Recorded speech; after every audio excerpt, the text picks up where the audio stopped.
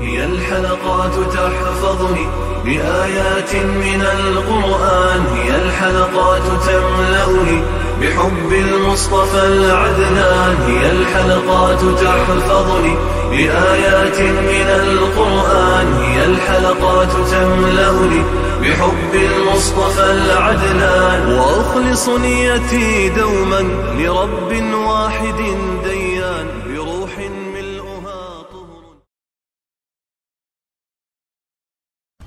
Sure Hud tefsiri 53. ayetin başlap okuyumuz inşallah. Bismillah, elhamdülillah, ve salatu ve selam ala Resulillah ve ala alihi ve sahbihi ve sellem. Esselamu aleyküm ve rahmetullahi ve berekatuhu. Tövende dehtanlağa İbn Kesir rahimullah'ın Kur'an-ı Kerim tefsiri Uygurca tercümesi Hud suresi 53. ayetinden başlap okuyumuz inşallah. Euzu billahi mineşşeytanirracim. Ula aytdi: Ey Hud, sen bizge özüңнің rastlıqını gösterdiğin hiç qandaq roşan delil keltirmedin. Senin sözün bilen biz ilahlarımızı taşlıp etmeyimiz ve senin peygamberlikinge işenmeyimiz. Biz fakat seni bazı ilahlarımız saran kılıp koyuptu deyimiz. Hud aytdi: Men hakikaten Allah'ını guvah kılımen. Silemi guvah bolunlar ki men silenin Allah'ını koyup şirik keltirgen butlarınladın ada judamen. Hemmingla maňa suykast kılınla, maňa möhlet bermeňla. Şübhisiz ki menin Rabbim ve silenin Rabbinla bolgan Allah'a men tevekkül kıldım. Allah'ın başkuruşida bolmagan bir mahluk yoktur. Rabbim hakikaten toğru yoldudur. Yani adil bolup hiç kişiye kılcı zulüm kılmaydı. Ad kavmi bilen Hud aleyhisselamның arasındaki münazir. Allah Teala ulanın peygamberi Hud aleyhisselamga mundaq degenlikini xabar kılıdı. Ey Hud, sen bizge özüňni rastlıqını gösterdiğin hiç qandaq roşan delil keltirmedin. Yani sen dava kılıvatkan nersinin toğrılıqını delil ispat bilen göstermedin. Senin sözün bilen biz ilahlarımızın taşlıp etmeyimiz. Yani biz senin ilahlarınlarını taşlanla digen sözün bilenla ilahlarımızın taşlıp etemdik. Bizning senin peygamberlikinge işenmeyimiz. Biz fakat seni bazı ilahlarımız saran kılıp koyuptu deyimiz. Yani ula biz fakat senin ilahlarımızga ibadet kılıştın bizni toskanlıkın ve ulanı eyiplegenlikin üçün ilahlarımız seni saran kılıp koyuptu ve aklından adaştırıptı dep oylayımız deyişidi. Hud aytdi: Men hakikaten Allah'ını guvah kılımen. Silemi guvah bolunlar ki men silenin Allah'ını koyup şirk keltirgen butlarınladın ada judamen. Yani men bütün şiriklerden ve butladın ada judamen. Hemmingla maňa suykast kılınla. Yani sile ve ilahlarınla eğer ula hak ilahlar bolsa birleşip maňa suykast kılınla. Maňa möhlet bermeňler. Yani közünü yumup açıkçılıkmı möhlet bermeňler. Şübhisiz ki menin Rabbim ve silenin Rabbinla bolgan Allah'a men tevekkül kıldım. Allah'ın başkuruşida bolmagan bir mahluk yoktur. Yani bütün mahlukatla Allah Teala'nın başkuruşu ve hükümranlığı astıdır. Allah adil hüküm kılgıcıdır. Allah Teala'nın hükmüde hiç nersige zulüm kılınmaydı. O hakikaten doğru yolda. O hakikaten doğru yoldur. Bu ayet Hud aleyhisselamның öz kavmiga elip kelgen peygamberlikinin rastlıqını ularning hech narsaga foyda ziyon yetkazolmaydigan butlarga qilgan ibodatlarining botil ekanligini ko'rsatadigan yetarlik pokit va keskin dalillarni o'z ichiga oladi. U butlar jonsiz bo'lib, hech narsani anglay olmaydi. U butlar jonsiz bo'lib, hech narsani anglamaydi, ko'rmaydi, do'st tutolmaydi va dushmanmi tutolmaydi. İxlos bilan ibodat qilishga faqat hech shirki yo'q, yolg'iz Alloh taolola haqliqdir. Barliq maxluqot uning podshohligi, boshqarishi va hukmronligi ostidadir. Alloh taolodan boshqa hech iloh yo'qdir. Uningdan boshqa hech tarbiyachi yo'qdir.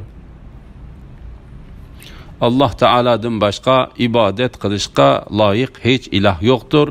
Uningdan boshqa hech tarbiyachi yo'qdir. Agar sizlar mening da'vatimni qabul qilishdan yuz o'rsanglar, yuz o'rgininglarning menga ziyni yo'q. Sizlarga men Rabbimning elchiligini yetkizdim. Payg'ambarning vazifasi faqat tabliğ qilishdir. Rabbim sizlarni halok qilib, o'rninglarga boshqa bir qavmni keltirdi. Shirk keltirish bilan Allohga qilchi ziyon yetkazolmaysizlar. Rabbim haqiqatan har bir narsani kuzatib turguchidir.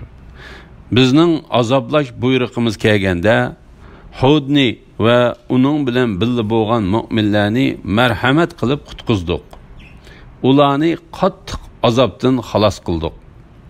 Ana shu Ad qavmi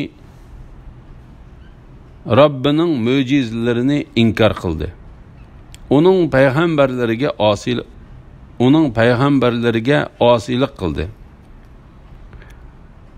Har bir uchiga chiqqan tarsa shafqatsiz, ya'ni haqqa qarshilik qilib jidallashkuchining buyrug'iga ergashdi. Ularga bu dunyoda la'nat qilindi. Qiyomat kunimi ularga la'nat qilindi. Bilinglarki, Ad qavmi haqiqatan Rabbini inkor qildi.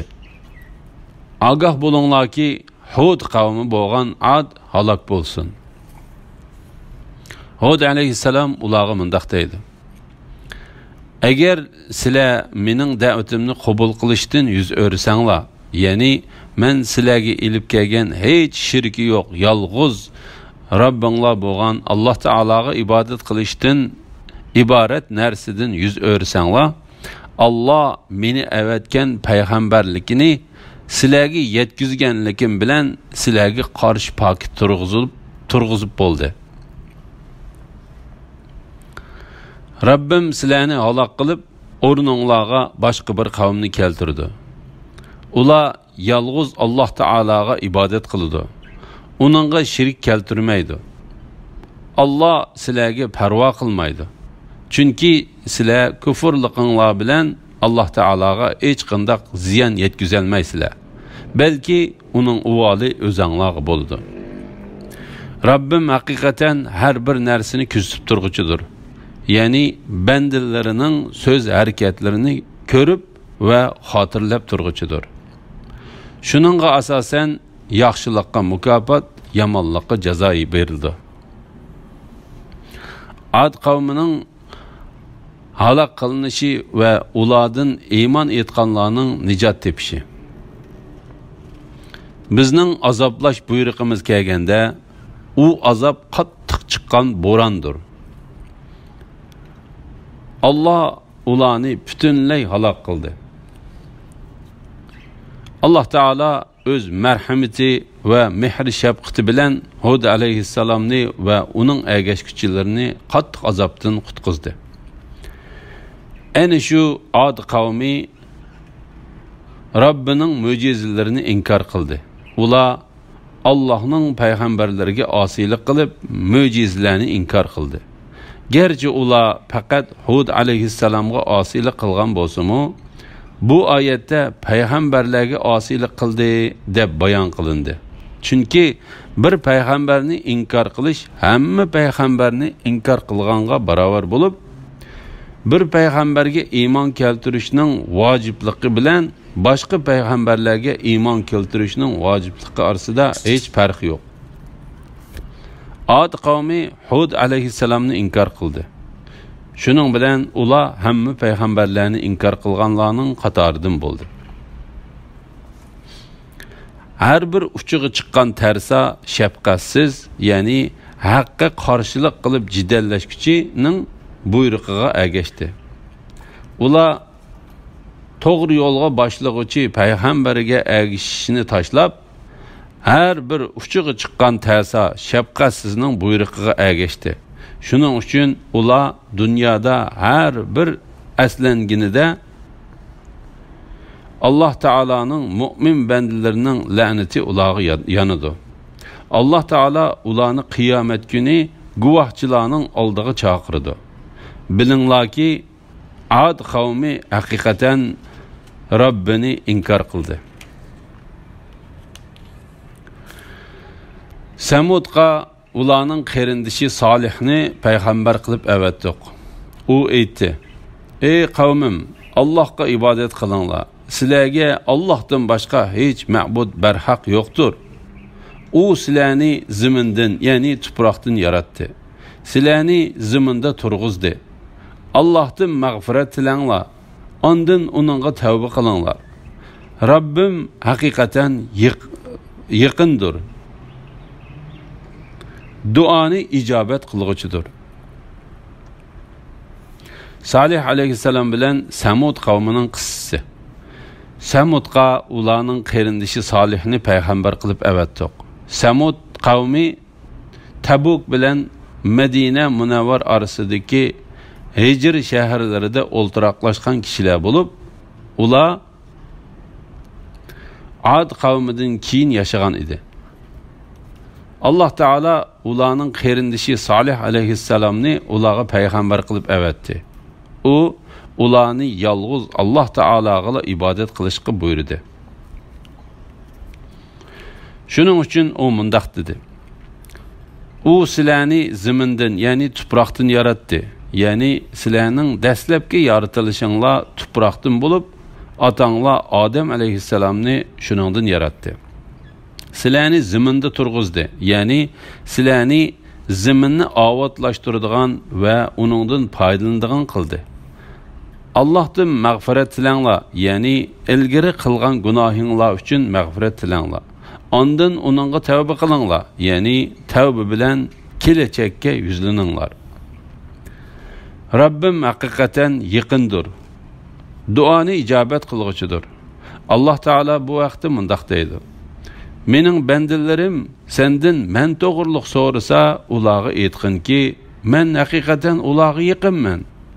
Yani ularning ahvolini, so'zlarini bilib turaman. Menga duo qilsa, men duo qiluvchining duosini ijobat qilaman. La ilaha illalloh Muhammad rasul. Ular: Ey Salih, buningdan burun sen aramızda ümid qilingan kishi eding.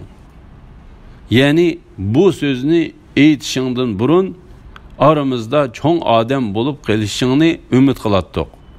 Bizni ata boğullarımız ibadet kılıp kelgen butlağı ibadet kılıştın tosum sen, şek şübhisiz ki hakikaten biz sen davet kılgan işqa zor gumandımız deyişti.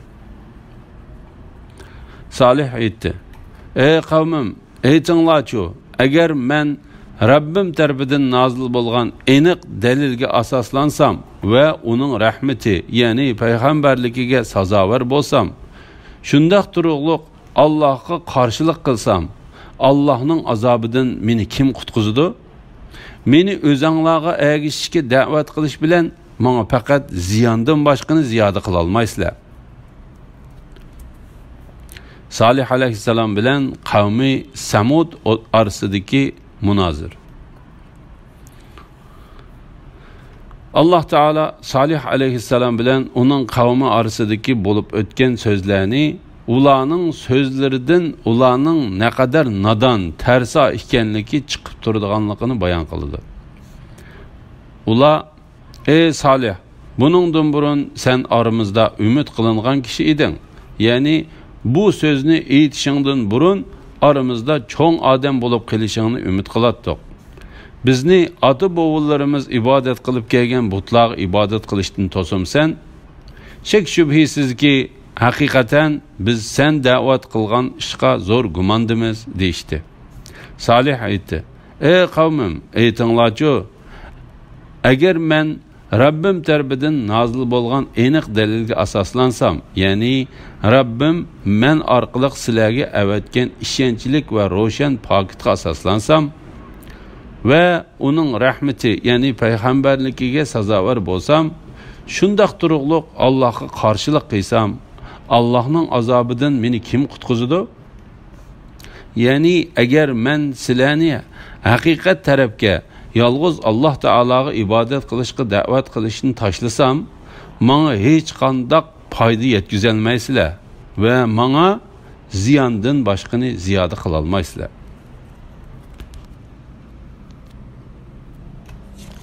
Ey qavmim, bu Alloh bevosita yaratgan to'ga sizlarga mening mo'jizamdir. Uni Allohning ziminiga qo'yib etinglar, ixtiyoriy o'tlisin. Onunğa ziyan zahmet yetkizmanglar. Bo'lmasa sizlarni pat keladigan azob halok qiladi. Ular tish to'gini bo'g'izladi. Salih aytdi: "Uyinglarda hayotlikdan 3 kun bahriman bo'lib olinglar. Bu va'da yolg'on emas. Bizning azob qilish amrimiz kelganda Salihni va uning bilan birga iymon etganlarni rahmatimiz bilan shu kunning sharmandichiligidan qutqizdik. Rabbing haqiqatan kuchlikdir, g'olibdir." Zolimlarga qattiq ovoz yuzlandida, ular uylarida o'ltirgan pet qetib qoldi. Ya ular uylarida turmagandek, ya'ni ularning turgan joylari odamzod tarafidan avod qilinmagandek bo'lib qoldi. Bilinglarki, Samud Rabbini inkor qildi. Samud halok bo'lsin. Bu qissa haqida A'rof surasida tafsili to'xtalib o'tgan. Shunga uni bu o'rinda qayta takrorlamadik. Muvaffaqiyat qozonish Alloh tarafidandir.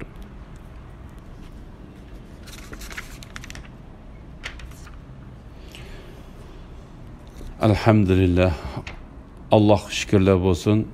Yukarıda Sure Hud tefsiri 68. ayetkiçe anladınlar. Ahirini keyin qitimliq o'qishimizda davomlashtiramiz inşallah. Ve sallallahu ala Muhammed ve ala alihi ve sahbihi ecma'in. Esselamu aleyküm ve rahmetullahi ve berekatuhu.